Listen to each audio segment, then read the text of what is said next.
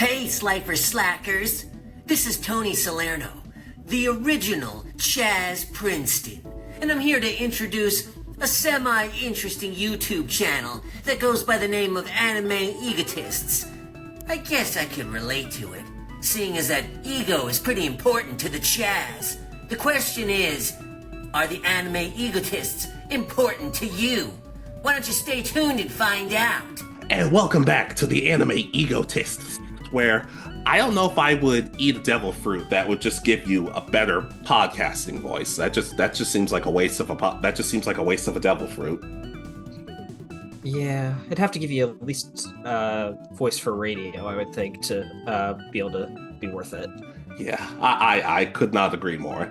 Anyways, my name's Alex, and I'm gonna be honest. As much as I clown Zoro for his directional skills, actually no, I have to. I love you, Zoro, but dear God, get a map.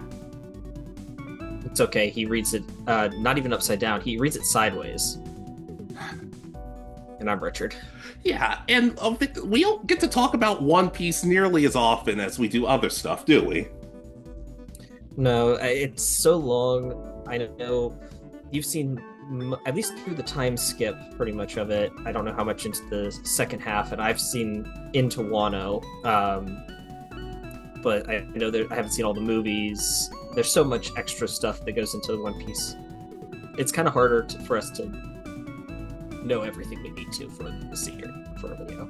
Yeah, and while I'm not necessarily the biggest One Piece fan, there is a respect and an admiration I have for it, its characters, and its world building. Yeah, the one thing I've learned about One Piece is that he does a lot of cover art for the series that tells stories that happen simultaneously with events of other adventures with the Straw Hats. So you kind of learn about what's going on in the world through them. Yeah, low-key, Pokemon Journeys probably should have done the same thing, in all honesty. But we're here to talk about what we would be like in the One Piece universe.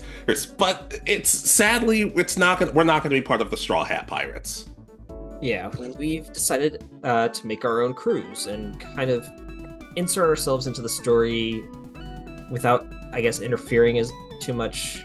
I don't know how to put it, because since the story is not concluded yet, we don't have a good way of fully integrating without possibly ending the story weirdly. Yeah, and as much as we would love to hang with Usopp as he's doing that marksman thing, or Sanji cooking while Chopper's doctoring, it'd be kind of boring just to say, you know what, let's just put ourselves on the Straw Hat Pirates. So we decided our own backstories, our own crews, the works. This is going to be a little more of an ambitious one, so if it's not perfect, I truly am sorry. But just know, especially for me in particular, who's not as into One Piece, I genuinely tried my hardest. Yeah, for this video, we did only go through the time skip, right? We stopped after the Paramount War. Yes, that is correct. I did get a little further with my rewatch and everything, but still, up to the time skip. Would you please like to start us off? All right. So I guess we can start with ourselves and our crew, introducing them. Does that work for you? That's perfectly fine for me, buddy. All right. So I just made myself captain. So I got rid of my middle name, and so I'm Richard D. Williamson. Human male. I'm perfectly fine with that. Yeah. I wanted Will of D, so there you go. Perfectly fine with me. Let's keep it going. All right. So I have the Crystal Logia fruit I named it the Queso no Mi, which pretty much allows me to make crystals that are on par with diamonds in strength. I gave myself Armament, Observation, and Conqueror's Hockey. Do you want me to do my backstory now, or just introduce the powers? No, yeah, sure. Dude, go for it. Okay, so you're gonna notice a theme with mine. My characters are all older than the Straw Hat Pirates. we are all former slaves of the world nobles, and we were all freed by Fisher Tiger's raid on God, what's the land that they Mary's Law. Yes. So that's um, kind of the backstory for my entire crew is that they'll all have some sort of reason for that. My specific backstory is that I was a Marine captain. I ended up discovering that one of the vice admirals was working with one of the emperors. I didn't really decide on which one. He attacks me, knocks me out, and pretty much sells me to World Noble, who wants me to use my uh, devil fruit to create crystals, but it, the crystals that I create break up and disintegrate after a certain amount of time, and that pissed him off, which causes me to be sent to the dungeons where I meet my first officer. Do you want me to continue, or do you want to introduce yourself? How about we go character by character? Okay. Okay. Hey, so I want to say my character's maybe around Luffy's age. Yeah, I'm sorry. I make my characters around the same age as the main characters, so sue me. Hey, and I actually grew up in the Goa Kingdom. Okay. All right, and and for those of you who don't know, pretty much a lot of people in the kingdom are very rich, very well off, and my parents are bad people. Oh, and at the time I was young, I'm just like they're just my family. That's just how it works. And oftentimes people would try to steal from us, and even one of our servants would tell me, I just threw up the name Lorenzo. I'm sticking with that. I noticed at one point when I'm young, I'm just like, you could have hurt, like, my parents told you to get rid of that person. Take care of that person. You're not going to listen? And he says, no. Oh, if there's somebody less fortunate than you, maybe you should do your best to help them out. Don't condone what they do, but at the same time, there are people out there who are suffering more than you. And as a kid, I don't really get it. But later down the line, I kind of think to myself, who do I listen to? And I finally just tell somebody, get out of here. I'll pretend I get out of here before I change my mind. So part of me has to think I have to stand up to my awful family, because the rich in One Piece don't seem like they're nice people. They really aren't. That's kind of the like part of the main story is don't trust the government. Yeah. Yes. Yes. But my devil fruit, I'm gonna be honest, I struggled with this. I really took my time with this one up until last night, where I'm just like, oh, you know what? Let me do this one. And I have obsidian, which I call the obsi fruit. Okay. Obsidian, it's a type of fire, but it's also kind of mixed with glass, so it works very well for protection.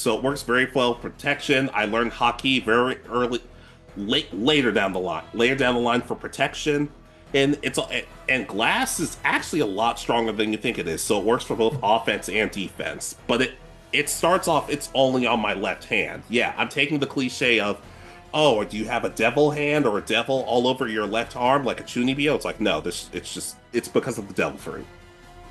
Okay, I like that. And okay. The like kind of limitations that it has to start out, at least. Yeah. Yeah, I had to go with this because it was either this or exorcism, and I couldn't think of anything for an exorcism fruit. So I'm just like, let me just do this instead. Maybe I'll save exorcism for another power.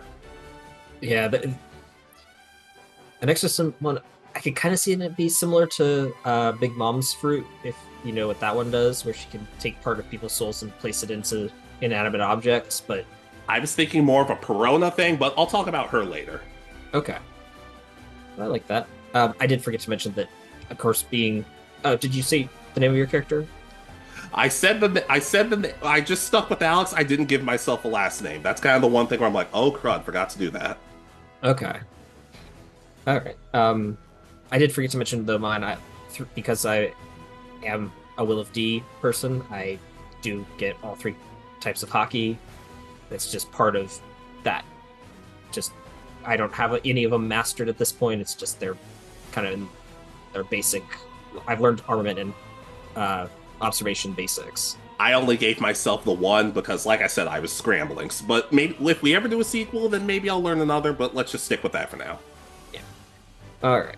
So I met my first mate when I was sent to pretty much be locked in the dungeons for failing my master, um, who turns out to be pretty much she's a slave herself, but is the jailer for uh, the slaves that they kind of just abandoned down here. She's a mako shark fishman. Um, she was force fed the Kusari no Mi, which allows her to create and manipulate chains. Okay. So she's kind of forced through threats of that we would just be executed to keep us chained up and locked down there. So while she is the jailer and hated among slaves, she's doing this to try to protect us from a worse fate, she thinks, because she's hoping that maybe one day we'll be able to escape. Yeah. Okay. Hey, so she's like a shark person? Yeah, so so she's a fisherman, but of course female, so uh I don't know how else to describe her. So kind of a sleek build, but she can create just different kinds of chains based on who she's imprisoning or locking up. She can't create sea prism stone, the one that negates the effects of other people's devil fruits, but she can still create enough chains just to leave people locked up and secured.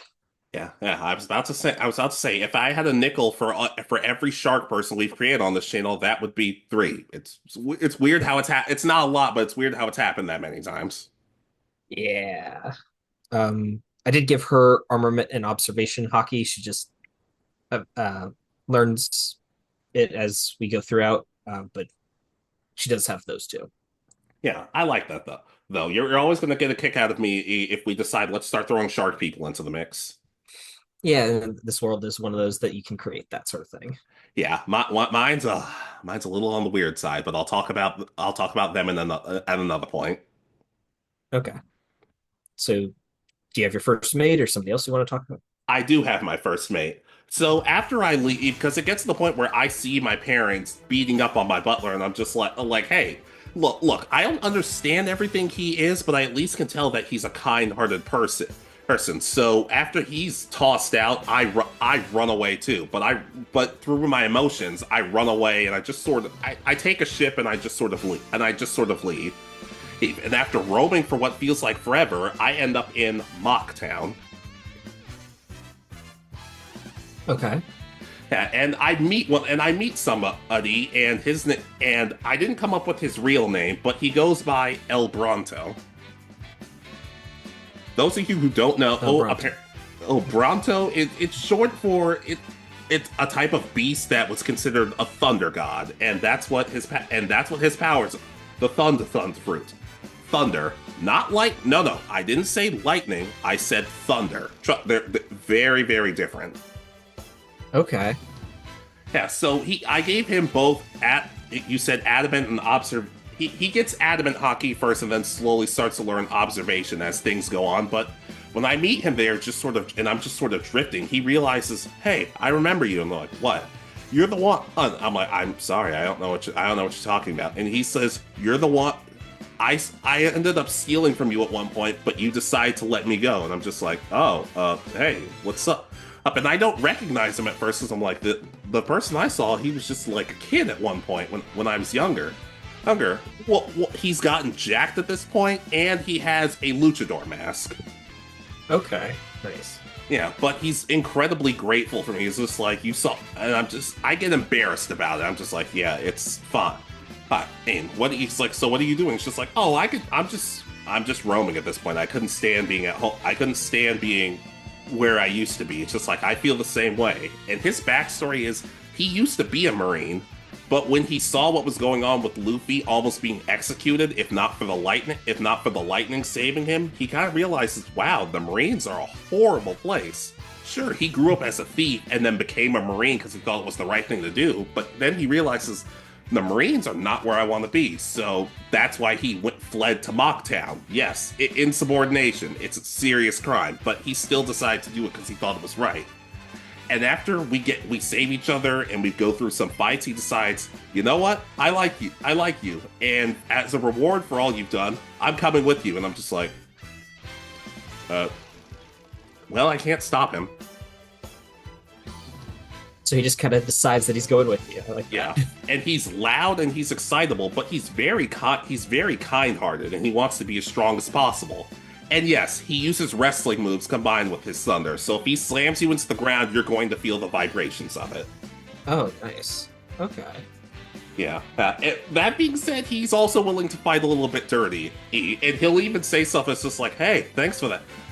But just because I'm a good guy doesn't mean I'm a good guy. It's just like, oh, he's a bad guy. He's willing to fight dirty if need be, but only if it's like life or death scenarios. Okay. Okay, so does he go through periods where he has a heel and a face persona almost? Yes. But the one thing that pisses him off the most is if you try to take his mask off. If you try to take his mask off, it goes from competitive fighting to brutalizing, and I'm just like, let me just... You know what? Y'all on your own. I'll just pretend I didn't see anything. Right, I like that. Yeah. He's still incredibly loyal, and he's my first mate. Okay. All right. So the next one I created was the cook for my crew. He is a mink tribe member that's a dog. He was the first officer on a ship that the mink tribe sent out just to see if things maybe had changed and they could start being part of the world. And of course, the world government sees it as a threat because of how powerful the minks can be with their different abilities. And pretty much most of the crew got captured by the world government and sold into slavery. He besides being the first mate of the ship, he was also the cook. So he gets sold as a cook to one of the world nobles and ends up getting more in trouble than he's worth because despite making absolutely delicious food, he constantly drools into the food. Oh, gosh. Because, of course, he's a dog. So the world nobles found it absolutely disgusting and sent him down to the dungeons for that, despite them loving his food before they noticed the drool. I mean, to be fair, I'm slowly going over to their side at this point. But yeah, he does have the Electro and a Sulong form, having been the first officer of the ship, so he has some combat experience. I'm sorry. Did you say his name though? Oh, so kind of going in the One Piece direction. Let's go. Ronald Weewolf. I like it. Yeah, I think I used a name generator for that one and went, I love it. It's perfect. So yeah, I like it. Some of the more ridiculous names of One Piece actually kind of make it amazing. Exactly. But he's the cook. Does he does he fight at all? I want to know more. Yeah. So his power, again, Electro is kind of a static shock kind of ability that all Mink tribe members have. But he does have control of his Sulong form, which he can access on the full moon. His coat turns white and grows longer. He grows claws, and it becomes a much more vicious, faster fighter. It's kind of like a Super Saiyan-esque transformation where all your abilities and stats majorly increase. And actually, it's I guess more like the grade 8 form they get because they get it on the full moon only. Yeah, that's right. Hey, I like that though. We're getting weirder with these characters, but I think for One Piece it kind of works. Yeah. But again, and he kind of has the goal of just wanting to get back to Zunisha and the rest of the Mink tribe and living on it with his life. Yeah. I like that though, especially the name. Say the name one more time. Ronald Weewolf. I love that. 10 out of 10. Yeah. It was fun creating some of the names. Yeah. Still, I like him. I like him though. All right. All right, should I go with my next lovable crewmate? Yep. Go right ahead. Okay, so as Bronto and I are traveling, we're always asking, so where are we going next? I'm like, I don't know. Oh, maybe someplace not. No. He said, no, literally, where are we going next? Honestly, I'm not sure. And as we float for a bit, weeks, months pass, and we end up on Nakamura Island, where Brooks was from. Okay. Not where they found, not where Luffy and the crew found Brook, where Brook was from specifically. Yeah, way back in like the 50 years past or whatever it was. Yeah, and we meet Taioke Gororo. Okay. Yeah, for those of you who don't know, I don't really know, can't blame you. Gororo apparently translates to rolling or turning. Okay. Yeah, and she's kind of sitting alone. She's kind of sitting alone because the town of Nakamura is kind of an odd place, just with their customs and everything. And we see her, and she kind of glances over at us. It's just like, oh, new people, finally. And she starts waving towards us. It's just like, oh, somebody's waving us in, but she's waving super slowly. I'm just like, oh, like, it's just kind of a weird. I'm like, no, that's just how she operates. She is ridiculously slow. Oh, nice, but she like it's just like, so what do you want to do for lunch? She's like, maybe something. I'm like, I need you, we need you to speak up. Okay. So she's kind of moves very slowly or methodically, almost like a sloth in design. Yeah, kind of like Kizaru, but like even Kizaru would be like, what the hell is wrong? Can you speed it up, please? Okay. Yeah, and she's kind of airheaded, but at the same time, like she's been there for a while because she's been there for a good while, and she's starting to get bored. We don't learn that much about her early on, but she does care, and according to her, she said she's been everywhere. She said I've been just about everywhere. It's just like, oh, well, how do you get to this next part? It's just like, and the thing with her is she's our navigator. But with that, she always gets us to the right place, but it's always the most dangerous route possible. And by the time we get there, it's just like, all right, we just got done. Out of curiosity, was there another way we could have gone that would have been faster or safer? She's like, I guess so. You didn't ask. You didn't ask for the safe route, though. But I'm like, Because she moves so slow, she always takes the direct route. yes. At the same time, though, she has. This one I had to get a little bit creative for. She has the soul fruit. Okay. So basically, the powers of space, the universe, mainly space rocks. Okay. Yeah, like for those of you who don't know, comets are actually super cold. So if she summons a comet, it will freeze people in place. Hey, or certain other rocks where it's like, oh well, they're heavily magnetized, so it slows opponents down. Or shooting stars that boost our attack, defense, heal. But it's also a case of her trying to figure out which one am I going to use. And also, similar to Madara, she just has meteors. It's like, oh, this one's coming. It's like a shooting star. And then we realize, oh shit, it's a meteor. And we all have to jump out of the way. It's just like, can you focus for once? It's just like, I'm figuring it out. I'm just figuring it out.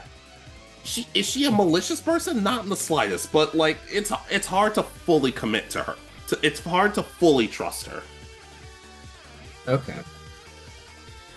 Still, she's a nice person, and Bronto even says this, well, we could use a navigator. We could use a navigator, and there's nobody else. Come with us. Come with us. And once again, I'm just like, huh, it would have been nice if you guys said, if I had had that decision. And then just like, well, well, maybe you'll have the decision for that. You're captain now. I'm like, I didn't sign up for this. Yeah. Yeah. It sounds like your character's just trying to live a life where you can be normal, not mean like your parents, but don't necessarily want to become a pirate like everybody else. Yeah, and I'm just like, I just want to stay out of it.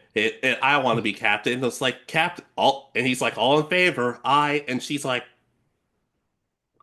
I, hey, and I'm like, nay, it's like 2-1, you're outnumbered, but the captain's vote means more. So you are the captain. Let's just go.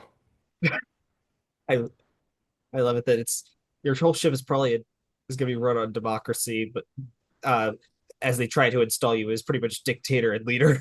And I'm just like, man, even the government on the ship doesn't make any sense. I like it. Yeah, my crew does not get more normal from here. I have one that probably is, yeah, more normal than anything else. Um,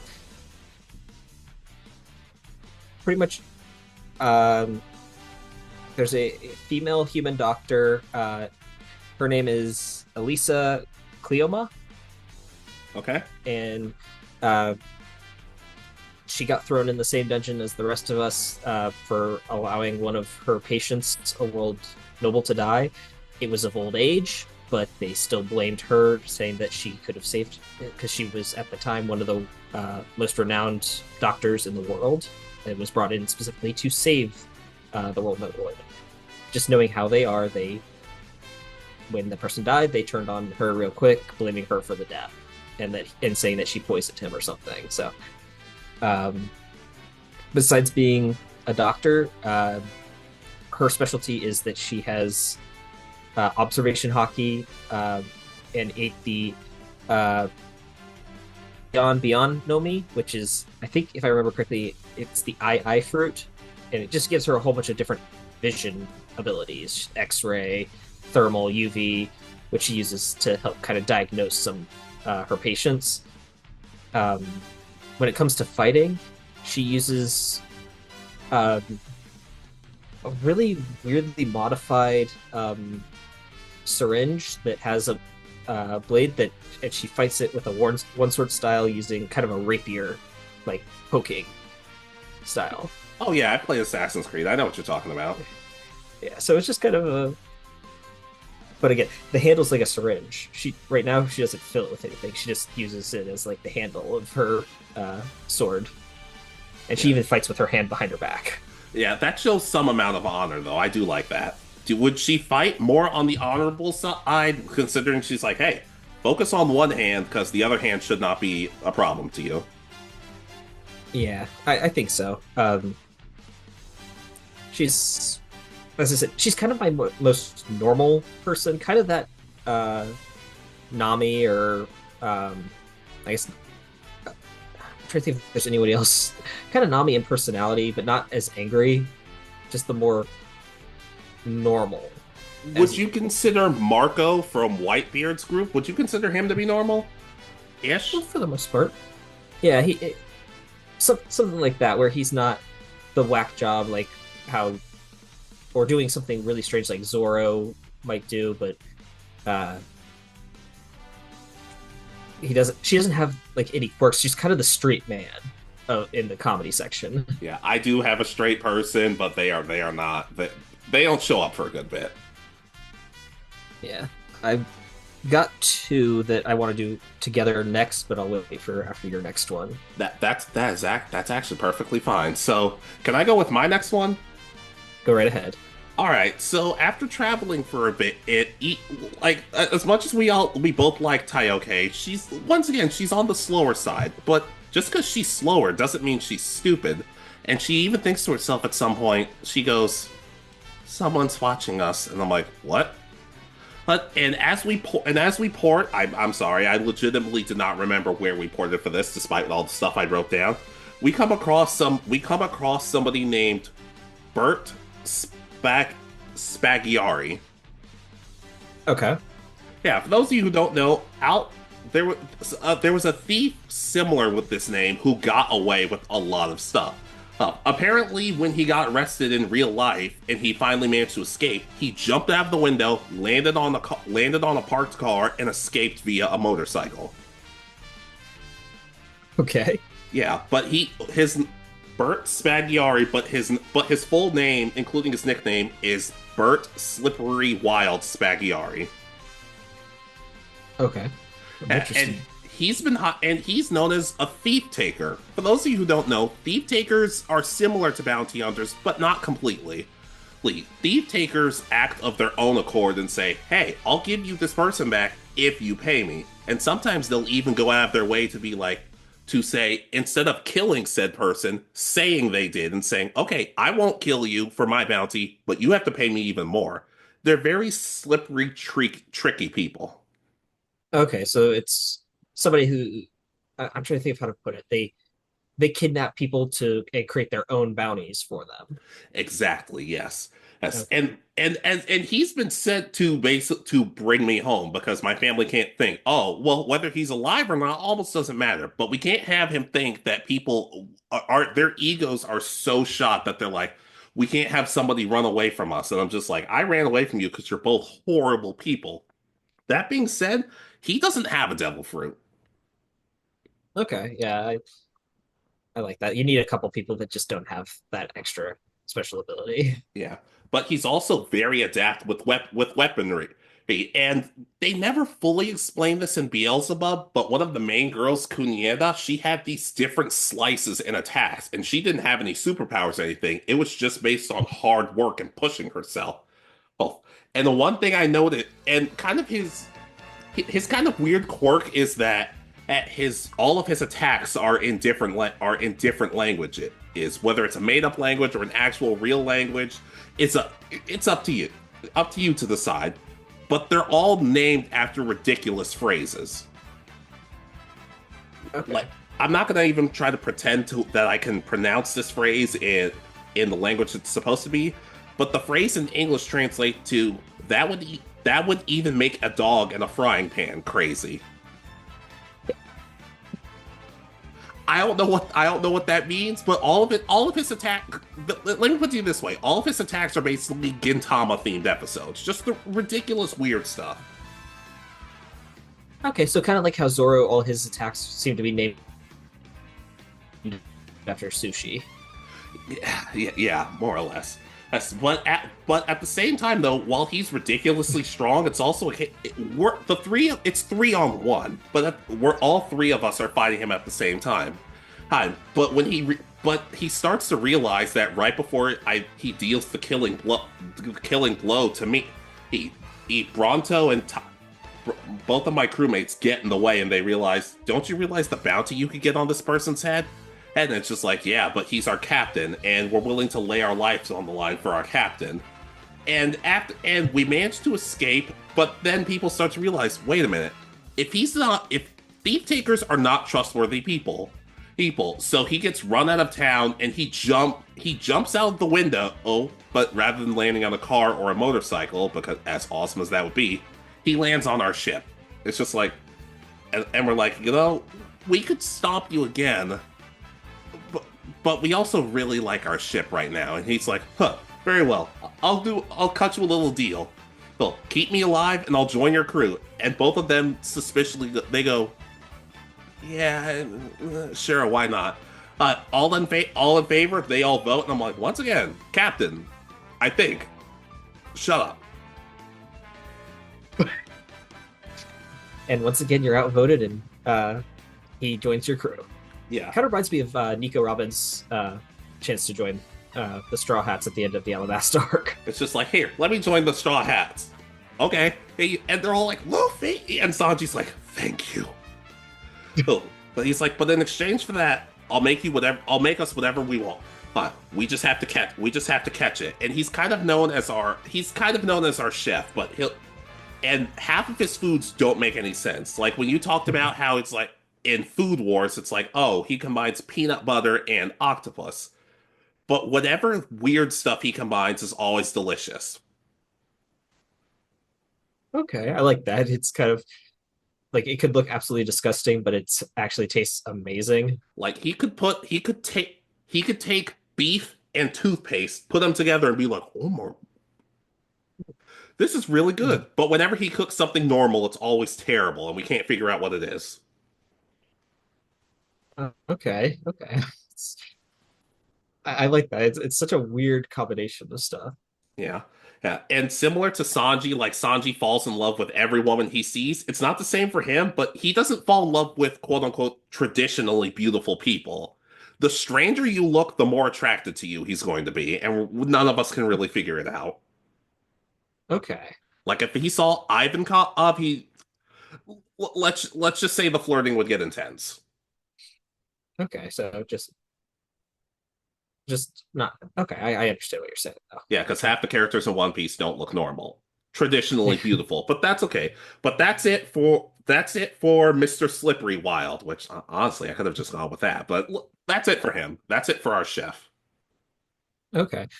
Um, so the two I wanted to do together, it's kind of because they have that rivalry amongst them, the two of them. One is our navigator slash helmsman. At least at this point, he does both jobs. He's a long leg tribe member named Bull Tillman.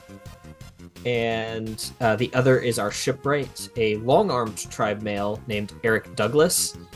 Both were working on a world noble ship, and because of their rivalry that stretches back to this point, they got into a fight in front of the world noble and got banished to the dungeons.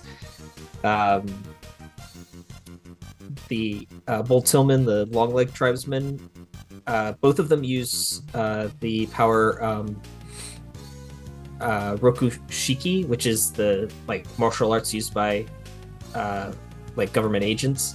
They don't necessarily have all the abilities. They do like the skywalk and maybe one or two of the other ones. I didn't really decide that much, but Bull Tillman also uses Jiao Kun Du, or Do. I don't know how it's fully pronounced. It's the long leg tribeman's fighting style, where they use their long legs to fight. And Eric uses an axe and a hammer, which he also uses in making repairs to ships.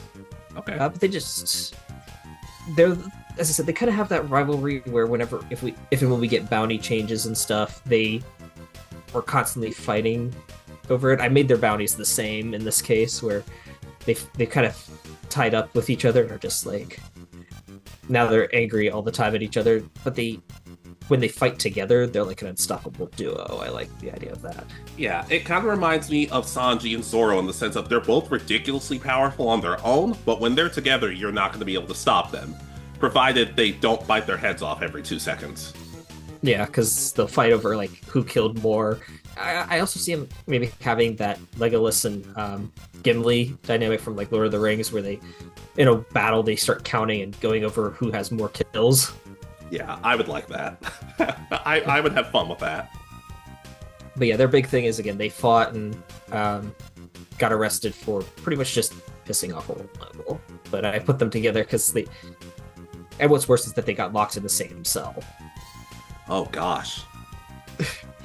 Yeah, that was part of their punishment, was that they had to stay next to each other. Oh god, that see, this is how you know the government are not filled with good people. Exactly. But as I said, they're perfect for, like, for some reason they can complement each other really well when they fight. Yeah, I like that though. And plus it makes sense that you package them together. Yeah. Do you want to do two yours so that we can end with one? Yeah, I can do that. So after traveling for a bit and cooking, we start to realize that once again, like when we talked earlier and we said we're being followed, we asked Tai, okay, it's just like, oh, so everything's working out. She's just like, no, something's still wrong. We don't brush it off, but we're kind of like, well, let's just keep our eyes open. And we meet somebody by the name of I had to get creative for this one. Have you ever heard of a marten? Heard of a what? A marten. No, I haven't. It's like a fox panda thing. If I sent you a bit, like it's a weird looking fox red panda thingamabob. Okay, I'll look it up. Go ahead. So for the longest time, we're starting to notice that we're getting through we are fighting, we're getting through battles, but we're starting to slow down. And when we arrive at an island and we meet this giant marten. Once again, it's a giant red panda thing. Okay, And we think to ourselves, because it kind of just looks like a giant stuffed animal, so we don't know what it is. It's like a giant stuffed animal mascot thing. We think, oh, somebody left this doll behind. Well, okay. Hey, let's keep exploring. And as we're exploring,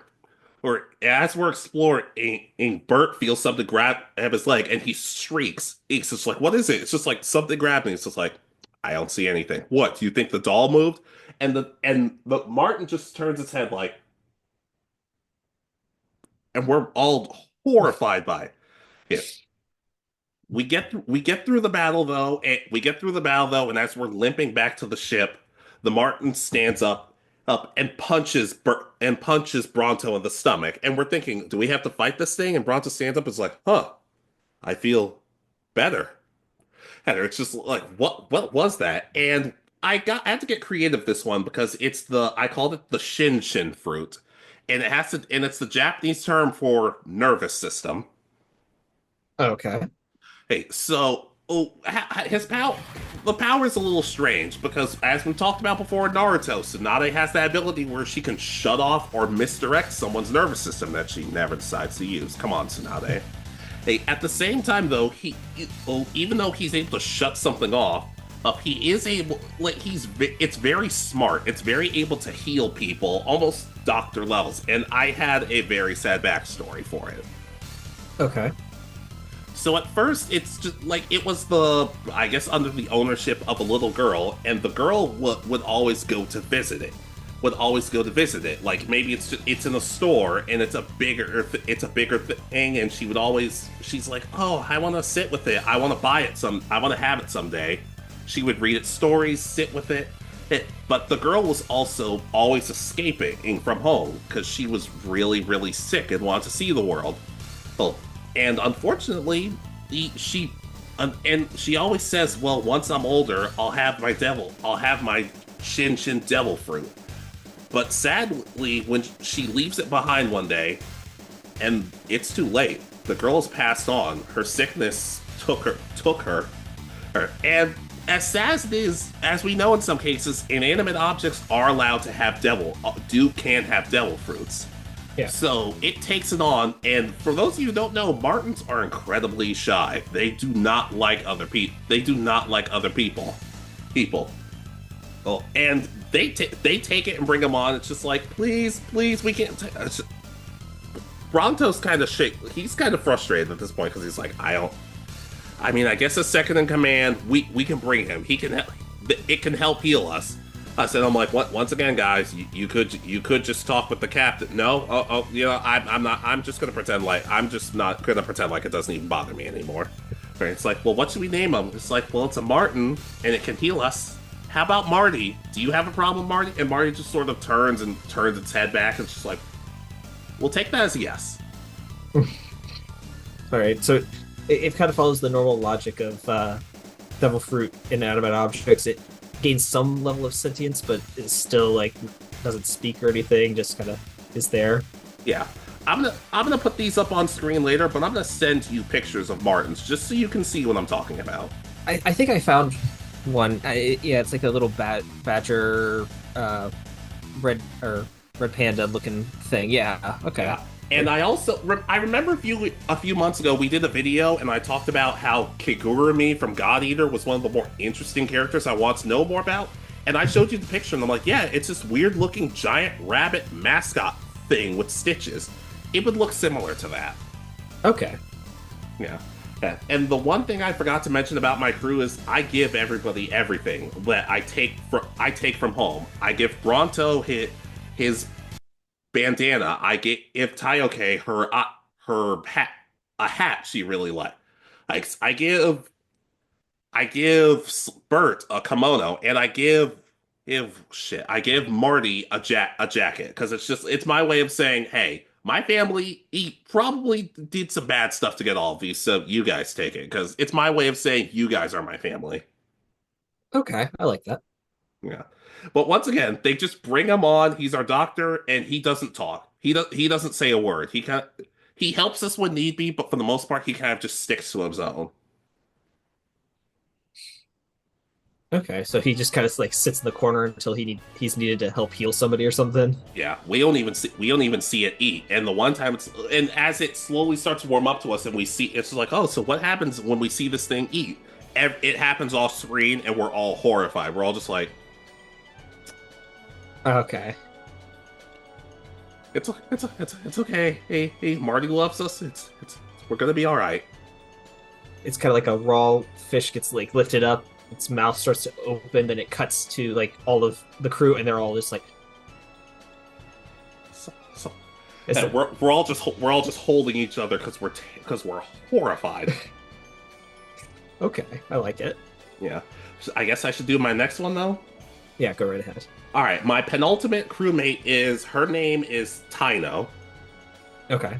All right, so she grew up. So she's. I'm blanking out. I'm blanking out on where this is supposed to be. But okay, yeah. Do you remember the place they actually meet Brooke, where with the ghosts and everything, and they meet Perona? Yeah. Yeah, Yeah. it's I forget what it's called, but it's I know what you're talking about. Yeah. So we meet her there, and well, a couple of like I want to say I'm around Luffy's age. Bronto's maybe closer, maybe 4 or 5 years older. Taioka A's maybe like she's claims to be hundreds of years old, but we don't even know if we fully believe that. Taino, she kind of just looks like a regular like 7-year-old child. Well, and Okay. once similar to Bert, she doesn't have a devil fruit, but she's an incredibly experienced martial artist, and we even learned that she had both hockey, both adamant and observation. Okay. Yeah, she's not necessarily closed off, but she is super blunt. Like when mentioned she has a headache, like she's like, I have a headache, but that might have been because that might have been because I kept headbutting that wall because I was frustrated. Wait, does that mean I'm small? That mean I'm weak or strong? And Taino will just say, it just means you're stupid. Stop doing that. Yeah, but after we all have to fight against a bunch of different spirits, and we even go up against Perona. Ona, and she gets upset that we're messing with all of her ghosts, and we're just like, hey, you came after us first. This is what you get. Okay. I'm trying to think of, like, okay. So this is a little bit before like Luffy and the group go there because I know she leaves to be on Mihawk's Island later. Yes, yeah. This is before they show up. Then they show up, and then she ends up leaving. She ends up leaving, and Verona even sees Marty, and she's like, "Oh, you need to join me instead." And Marty just sort of stalks away, and we're just like, "All right, I guess we're done with him for this arc." But Marty also really enjoys being around Taino because, oddly enough, because his old owner and her are very different. His old owner was kind and sweet, a little mischievous, but still a sweet person who wanted to see the world. Taino is cynical and kind of scared, blunt at times, but oddly enough, he likes that because it's kind of showing that even your best friend in the world could be one way, and somebody you meet 2 minutes later could be totally different, but you could still find the good in both of them. Okay. Yeah, I see it. Yeah, but she struggles against all of the spirits because, like, they're not. It's being a martial artist. It's hard to fight against something that's not tangible. Well, so at one point, it's just like after we save her and she realizes she's not safe anymore. It's just like okay. It's just like all right, let's take a vote. I'm like screw it, let's just go. It's just like, but Captain, we have to vote. I don't care. I don't care anymore. Or we know how this is gonna go. Yeah, I'm gonna get outvoted. And they're like, well, if the captain's on board, you can join our crew. So they finally convinced you that you're captain. Yeah, and here's the thing: she takes over as the cook she takes over as the cook because it's just better suited for her than Bert. And Bert, well, he gets upset about it, and he comes up with and I just sort of tell him like, look, you might not be our designated cook anymore, but maybe there's something else you can do. He's just like, oh, I have an idea. Why not I be our negotiator? And I'm just like, okay, all the stuff I know about pirating, I don't know about any negotiators. He's like, well, let me put it this way. Take a look at our bounty. If I take out enough enemies that have bounties, maybe I can whittle it down a little bit. And at that point, he starts doing more and more shady stuff. But we realize he actually is helping us. Like the Marines aren't on us nearly as much because it's like, oh, we keep finding treasure and we keep pawning it off. We keep paying. At the same time, though, we keep pawning off treasure and it's killing us. Okay, so I'm sorry, you've kind of your crew's kind of become like a warlord faction instead. So like you've got you're allied with the world government in one way, but also not really. You're kind of pushing them like, hey, stay away from us, kind of thing. Yeah, yeah. It's gonna sound super dorky, but I was playing the Godfather video game, and if you get messed with enough, you're just like, hey, maybe you just let me and my crew do what we want, okay? Okay. Yeah, it changes later down the line, but at the same time, it's like this way. It makes a little more sense why people aren't always badgering us. But the two, like she doesn't keep to herself, but she's kind of the instrument of how Marty gets closer. Like Marty usually has his head drooping, but the more and more he hangs out with us and they get along, his head is up more. It's still terrifying, and we never do hear it talk, but our crew is slowly starting to come together. Yeah. All right. So ready for my final one? Let's do it.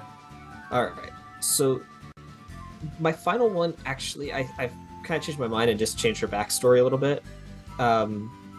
She is a three-eyed tribe female named Amber Lily.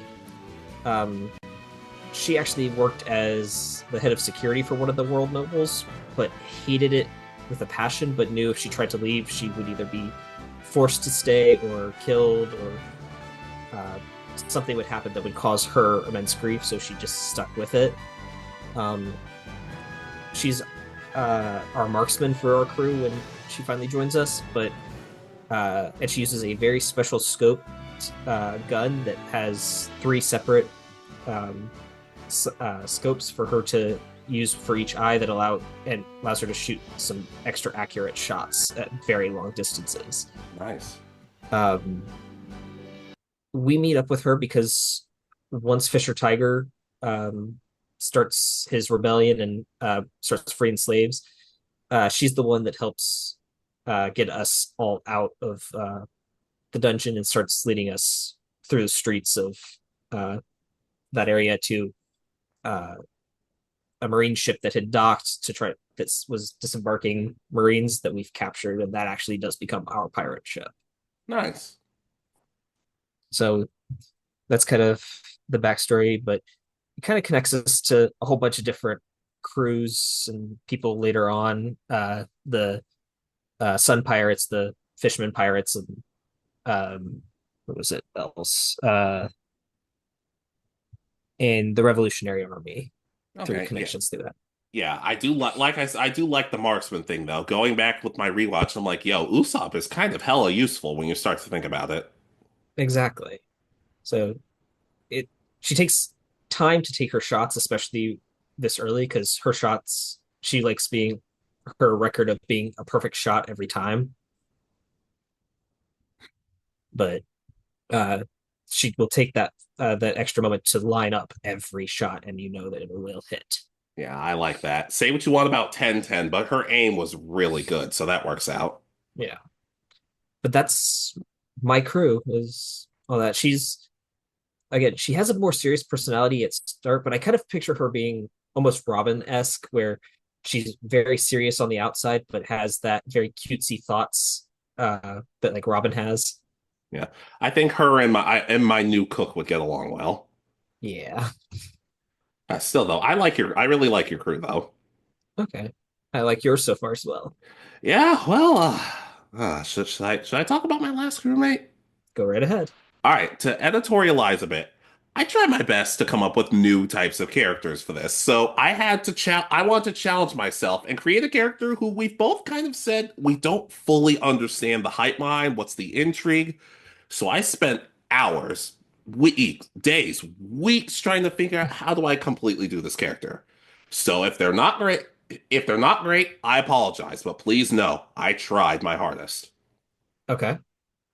All right, so the last member of my crew, her name is Ushina. Ushina? Okay. Yes.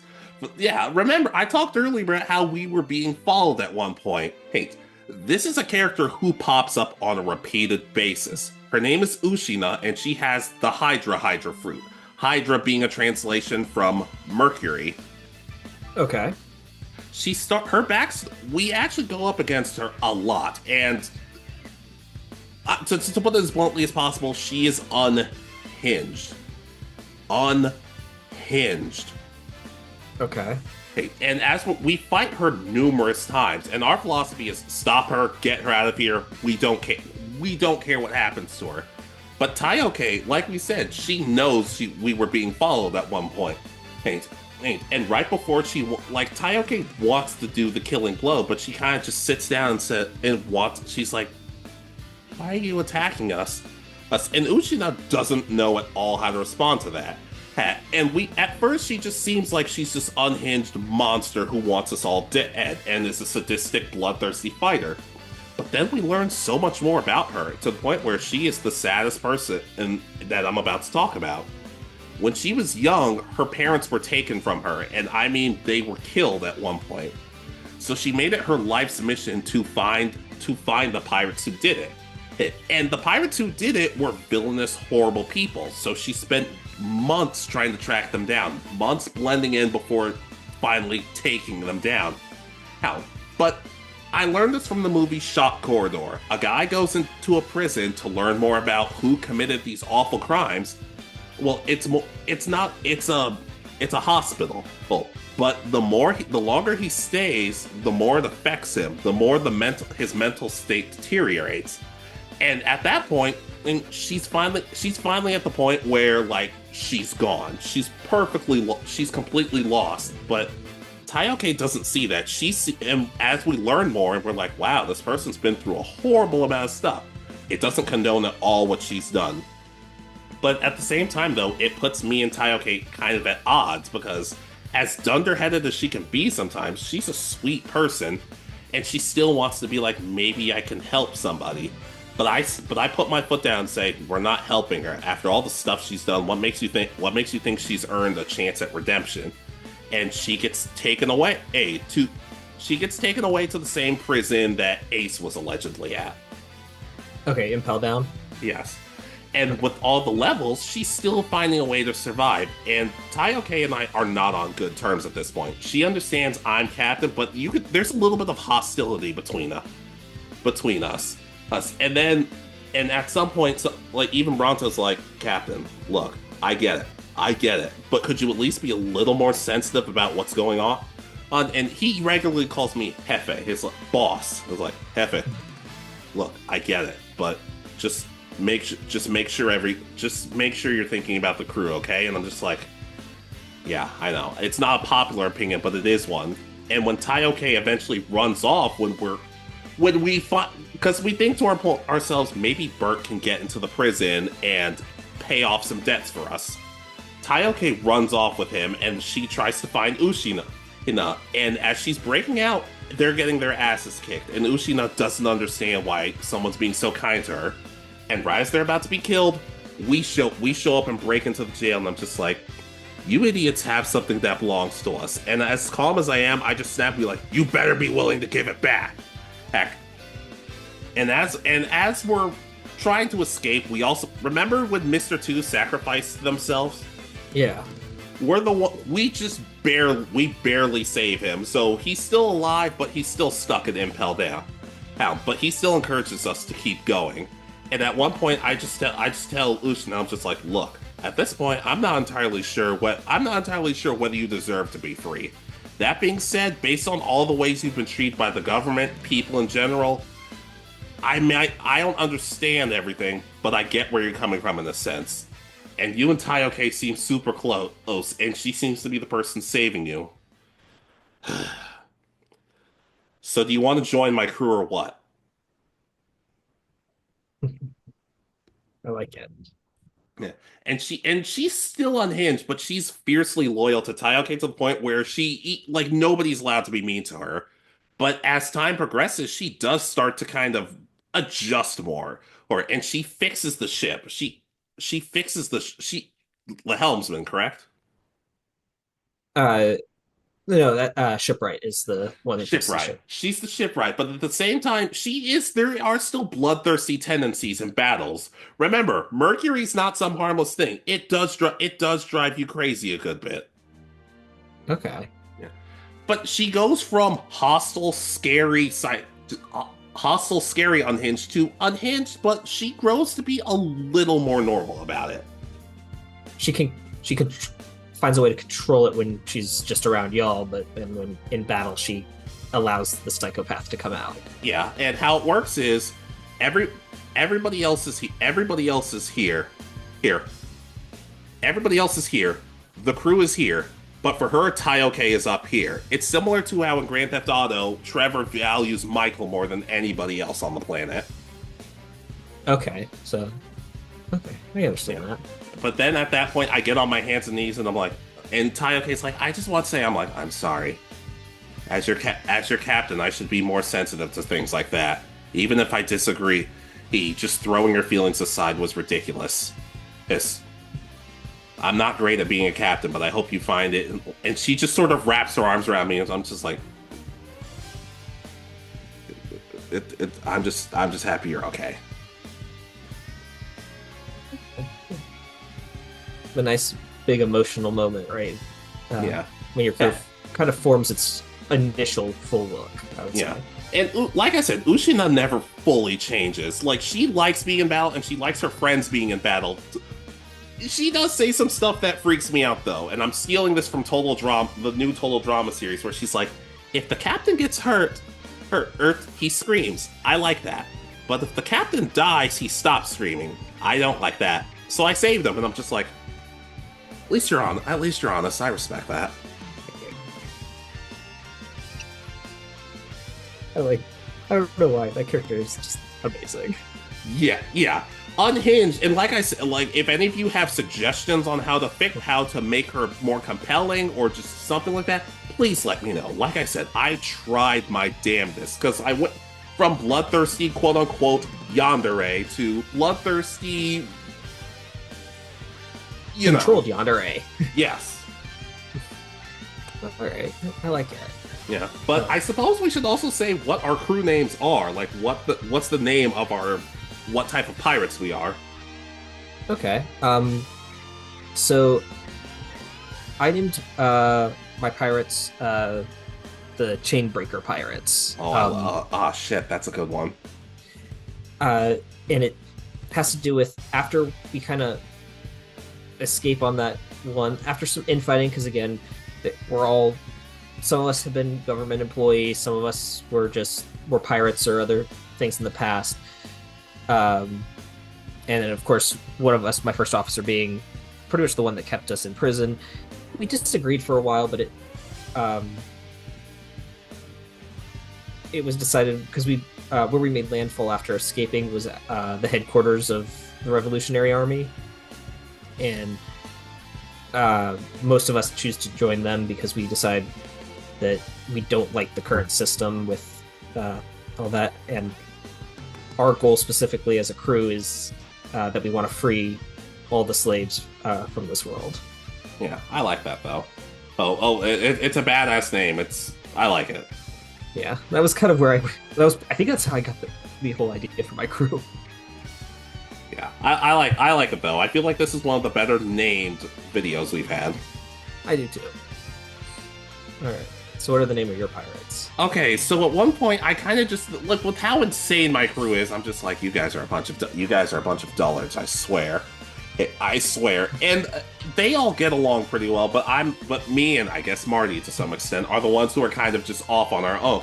Oh, and I'm just like, like, no matter what, I'm just like, you guys are dullards. I will protect you with my life, but you are dullards. And Bronto's like, oh, I have an idea. Yeah. The ungovernable dullard pilots. I'm like, that is terrible. It's just like, okay, tontos ingobernables. I'm like, that's a little better. I'll take it. So the ungovernable dullards, but in Spanish, tontos ingobernables. I would try to say that, but I really don't think I could. I'm not expecting you to. I'm not expecting you to, but it gets to the point where people just start calling us Los Ingobernables. Okay. Yeah. At the same time, though, it does get to the point where maybe we should talk about our other people we hang with. Yeah, Like Luffy and the others, or anybody. Yeah, for the most part, for my crew, I didn't really have, at least in interactions till towards the end of the first half of One Piece.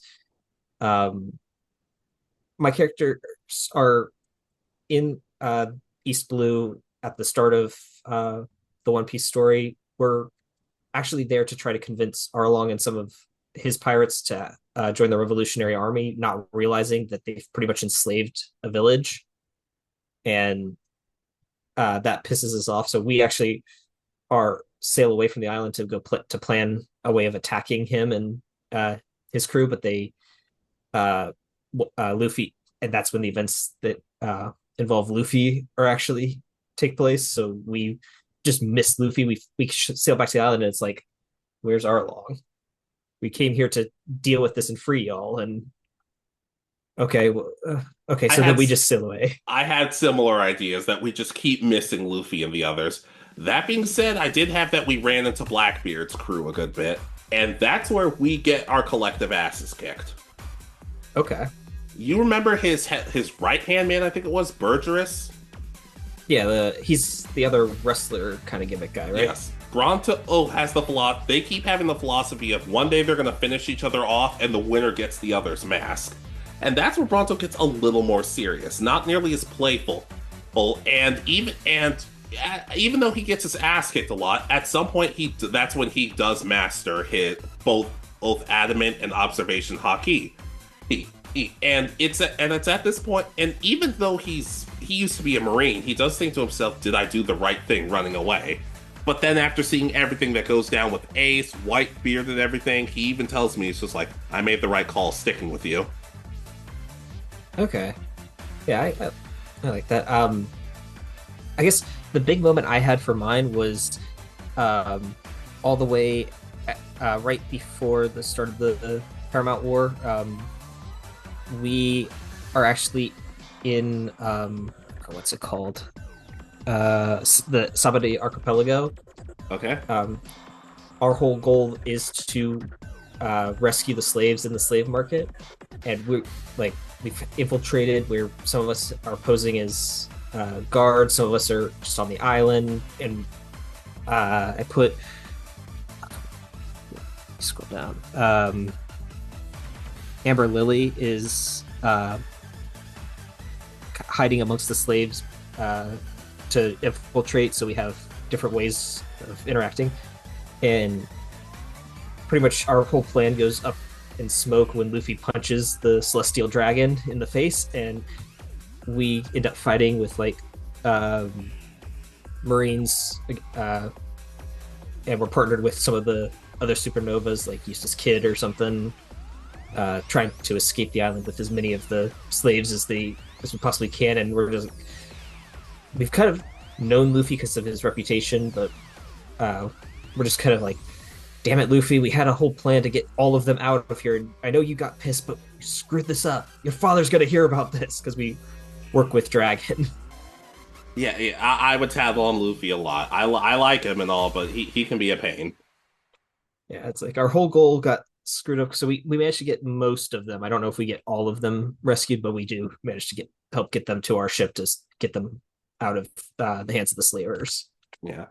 You remember Bartolomeo? Yes.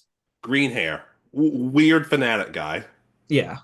I feel we meet up with him every now and then, but we only meet up with him after we've gained every now and then when we gain some crew members. But he keeps talking about how cool he thinks. It's like, you guys keep growing stronger, and I'm just like, you're kind of embarrassing. Yeah.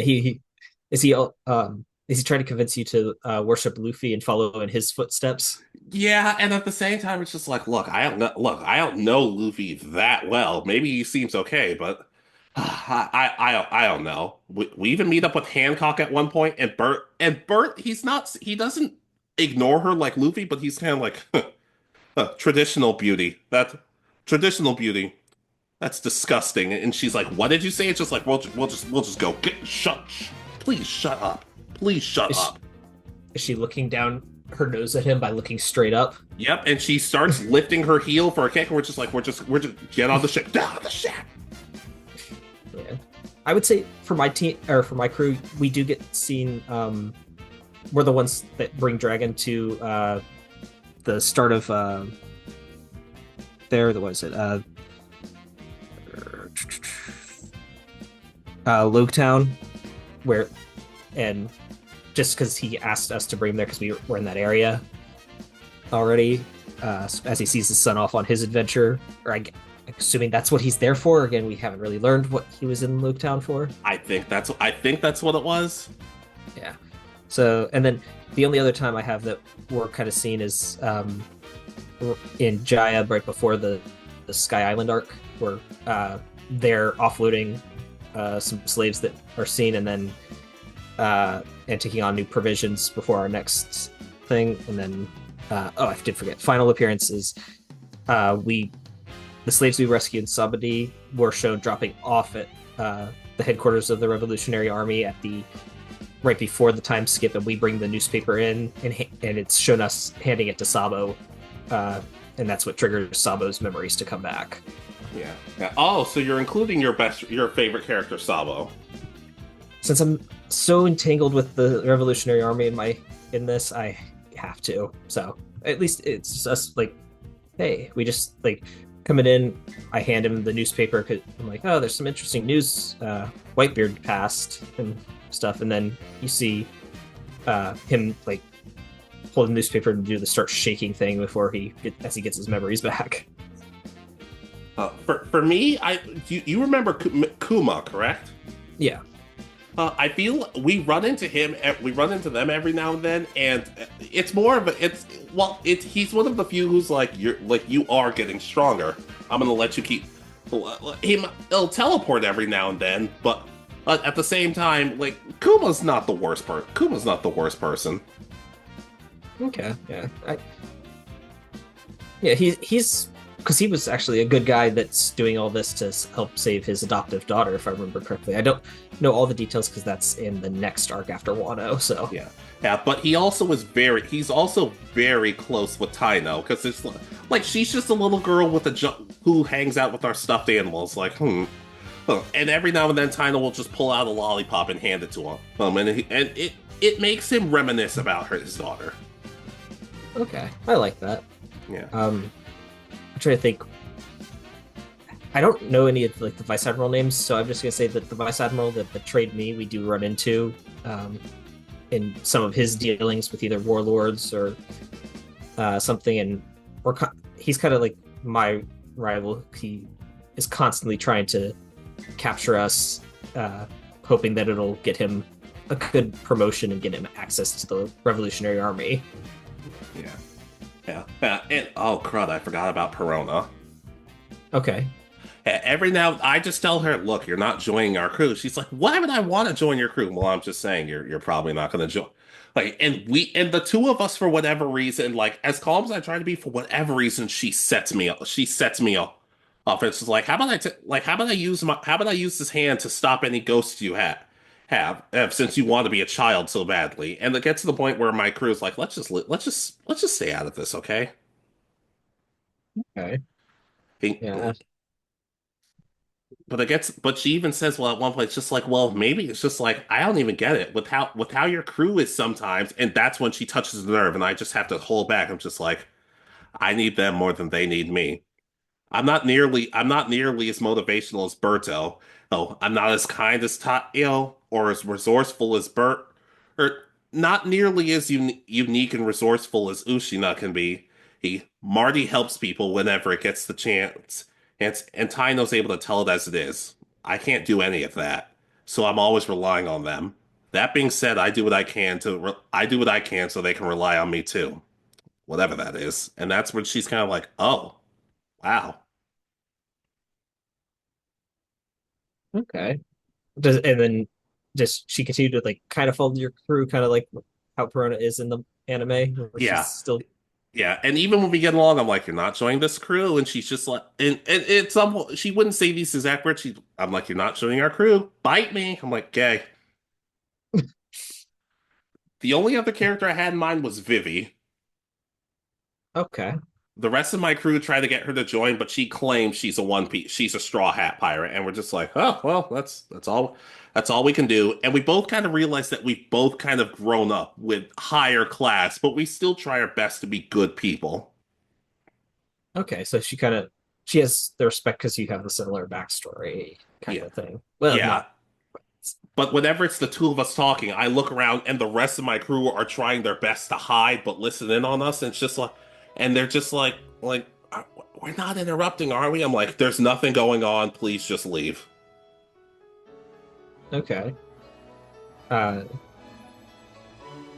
the only other thing I had in mind for mine is that uh, have to wait till the next like the second half. I feel like my crew would, while showing up in the background and several different arcs traveling through the Grand Line, we're not that connected to the main story usually. We're more background and stuff, but we in part two we would be a bit more heavily featured, but that's for another video if we decide to do it. The only other two things I was gonna say is when people hear that the Alliance hears we saved Mr. Two in prison, that's when people start to notice. We like if you join our side rather than just staying more neutral, then maybe things could work out. And we always just kind of say it's a maybe. Okay. Yeah. The last thing I was gonna say is Bronto has an ability where when he uses his haki and claps his hand together, it creates a field around the opponent. And if thunder, depending on what type of thunder it is, it can make a person go deaf temporarily. Is it could also mess with like their equilibrium? Like, Exact. Yes. okay. And the one time we see him without his mask because he's clean, he's like, "Don't look at me. How bad is it?" We all look, and all of us are blushing because I'm like, "Why are you? Why do you wear? Why do you wear the mask?" Okay. Yeah, I'm trying to think. Yeah, I mean, the only other interaction is I would say, I don't think I actually said her name. Give me a second. Sorry, I've got this in a really weird order. My first mate, Izura, Okay. is her name. She's even though she's ends up being the first mate, she's kind of like not antagonistic, but she always feel at least at the start she always feels like she has to keep herself separate because she was the jailer, and uh, and some of the crew kind of is resentful towards her a little bit, but eventually she breaks down early on in our adventure and just kind of tells them that she always just held out a little bit of hope that we might be able to escape one day, and that she was right in the end, but she still hates herself for having to be that prisoner or prison guard. Yeah, I get that though. I think how would our crews get along?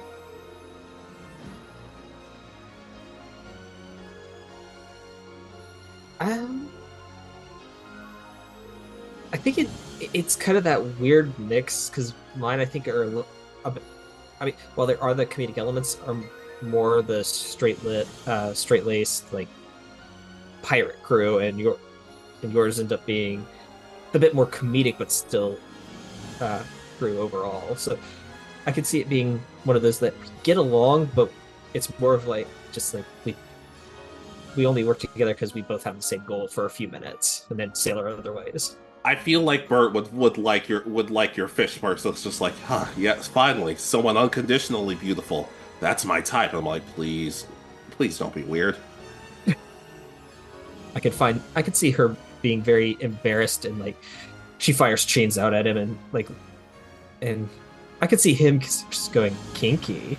Oh, jeez. He just goes, jackpot. Yeah, she literally is like trying to prevent him from even coming anywhere near her out of like she doesn't know how to handle that emotion. Yeah. And just like she's flattered but also super embarrassed and just can't help it. And I feel like Ushina would tell stories to your crew, being like, "And then I found these guys, and everything worked out.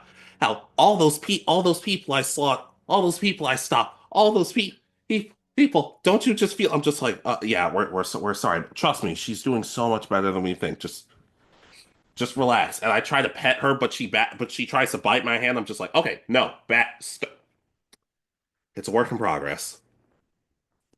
Yeah, I'm trying to think. I could see like your crew trying to um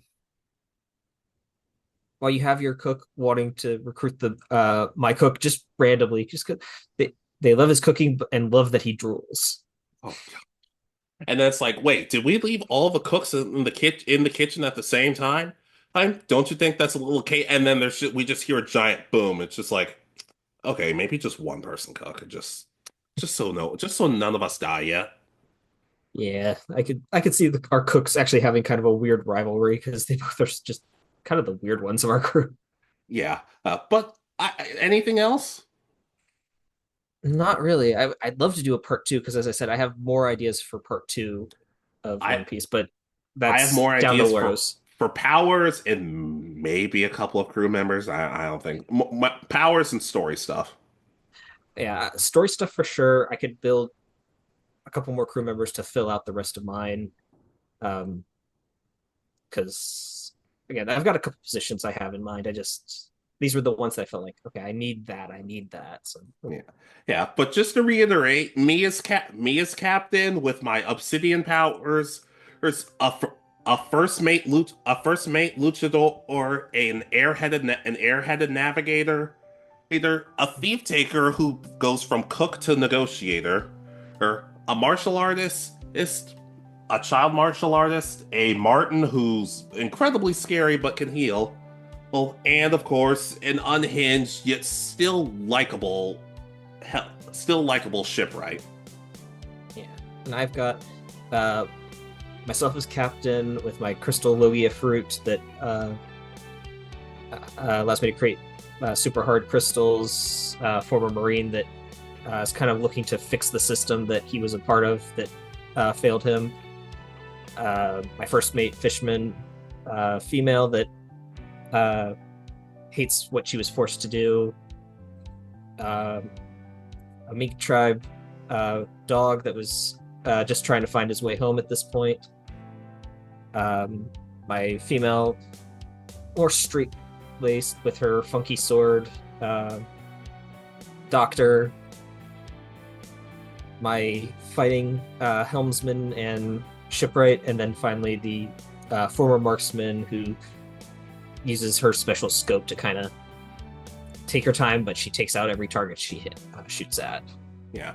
I think these are some of the better characters we've come up with. Not all of them are super fleshed out, but like I said, maybe next time. Exactly. There's definitely some arcs that I feel like we could be more involved in the second half that wouldn't, where the crew gets more separated in One Piece, so we can be parts of that. Yeah, and then Zoro winds up on our ships for whatever reason. Yeah, that would be interesting. Didn't think about that. Yeah. Another point for another day. So we ready to go home? I believe we are. All right. So, ladies, gentlemen, Mr. Twos, who did you like in this video? Did you like our crew members? Did you think they were a little maybe not interesting enough? Did you think some of them were a little too weird? Yeah, I'll take that last one. But what did you think? Be a little easy, because like I said, I like One Piece and I know a good enough amount about it, but even then, some of my knowledge is a little bit foggy. Yeah, and do you have your own crew? Have you thought about this in the past? Do you know who you would want as crew members based on without taking people from the universe itself? Yes. Yes. And let us know what series you want us to do this next for. I'd say maybe Persona 5, but we're still talking about it. Yeah, I need to play a little bit more to get to that point. But Yeah. if I can get my computer. Yeah. Another point for another day, though. But be sure to like, comment, subscribe. Be good to yourselves. Be good to each other. We'll see you next time. This has been Alex. And Richard. And you have been listening to Anime Egotists. Good night, and peace easy.